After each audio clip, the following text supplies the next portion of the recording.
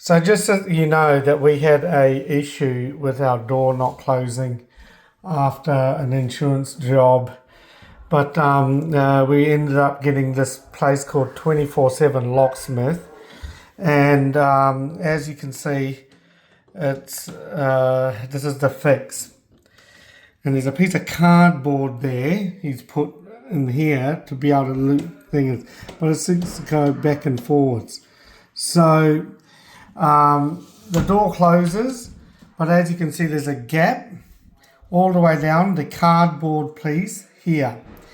Now, this cost me $1,040. This shit. And this is what it's called, being bloody scammed by a company called 24/7 Locksmith. Now tell me, is this here worth getting done for over $1,000? That is what you call being scammed and ripped off by this company, 24/7 Locksmith.